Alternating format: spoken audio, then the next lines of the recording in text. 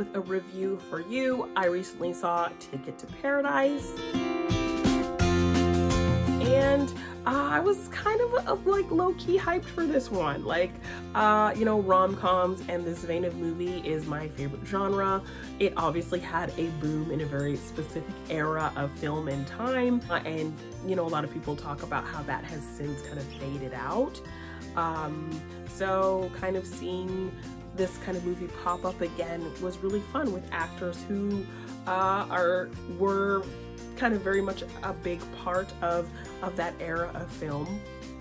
You know, we've seen a lot of this kind of these movie stars of kind of the 90s really kind of coming back. You know, we're seeing Tom Cruise, you know, having the best year of his career with Top Gun Maverick, and you know, then you have Brad Pitt in a Bullet Train. So you have these two actors who were kind of a huge in a certain part of time.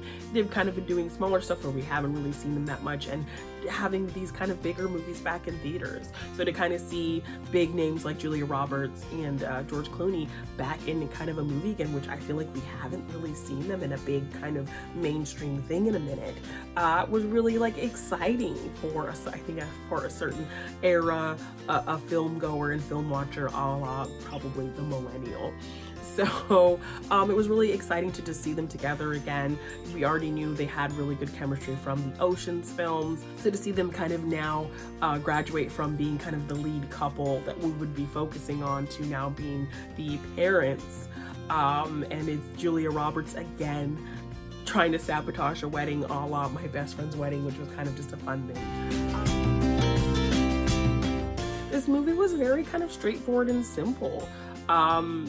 It wasn't doing anything too crazy. You had your simple story, and that's kind of where, you know, you had your simple premise. These parents, you know, want more for their daughter, don't think she's ready, they think she's rushing into it. So we're gonna do a little bit here and there to make sure, you know, this wedding doesn't happen, or so that she can figure out that she's not making the right decision, but we're doing this for her benefit. Also, this is a couple who have been divorced for a very long time, only married for 5 years, had their daughter, and have since lived separate lives. So them kind of being stuck together and having to work together, and how that kind of informs their relationship, I think is a really fun dynamic. But yeah, this movie is not trying to do anything too crazy. The plot doesn't get too ridiculous. The slapstickiness that you'd get in this movie like this, it's there, but it doesn't feel kind of overdone or heavy-handed or too ridiculous. It feels fun.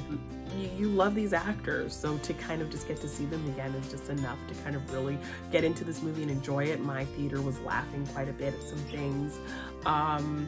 And yeah, it just very much harkened back to movies that you would see from these actors in the 90s and early 2000s. So to kind of just, it feels like a nice little time machine to kind of see these actors doing this again, but on a different kind of generation. Now they're the parents, not the couple, like, you know, so I really kind of liked that energy that was happening here. We have Caitlin Dever as their daughter. The last thing I think I saw her in was Booksmart, and I loved her in that. So she was great here. You know, somebody who kind of understands her parents' dynamic, who, you know, just falls in love with this guy in this beautiful place, and kind of really wants more from her life. She just graduated from college, so she's really, you know, for her to kind of figure out what she wants. She plays it really well to where, you know, you can tell she's making a very kind of conscious, thought out decision. It doesn't feel spontaneous. She plays it like she's thought about it, and it's important to her, and she's not just doing it on a whim. So I like that they made her not just kind of like this wild child who's kind of making this decision without kind of thinking about it.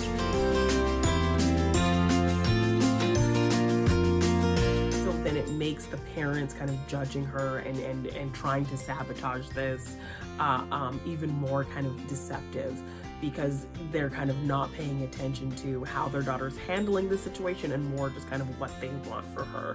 So I liked how she was able to play that. Lily Lord, she was kind of the comedic relief.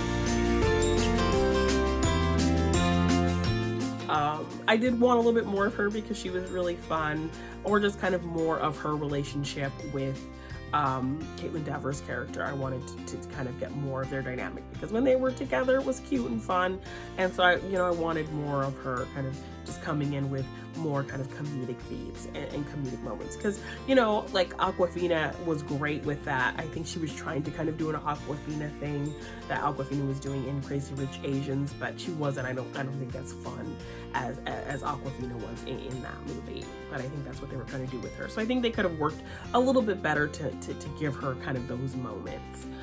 But overall, this movie's not doing anything groundbreaking. It's just fun to see these actors again. Just a very solid, simply told story of these parents just kind of trying to sabotage this marriage. It felt very much kind of like a reverse kind of Parent Trap type situation, So it had that kind of fun, very kind of wholesome, silly element to it. Really had a lot of fun with that. Just great to kind of get back to this era, a film that I really loved, but done in a kind of modern day, but still harkening back to that vibe and that energy. So really had fun with Ticket to Paradise. I would definitely recommend just going to check it out if you kind of were from this era that loved these kinds of films and could just sit back and relax and have fun with these kinds of stories. Then yeah, I would definitely recommend checking out Ticket to Paradise. I had a lot of fun with it. So yeah, that's my review of Ticket to Paradise. Check it out if that is your vibe. If you are a millennial like me who loves this kind of feeling of film, do it. But I am Jeannine, Devine _ on Twitter, Jeannine Devine on Instagram and TikTok. Please like, share, and subscribe right here at the It's a Wonderful Podcast YouTube channel. We do all kinds of fun things here, so please check us out. Check out the It's a Wonderful podcast feed, all places podcasts can be found. You can find us on Twitter at It's a Wonderful One. Join our Patreon, It's a Wonderful Podcast, on patreon.com, and help support us there. We really love our patrons. So yeah, thank you guys so much for checking out another review. Again, please put a like on it, and I will see you guys in the next one.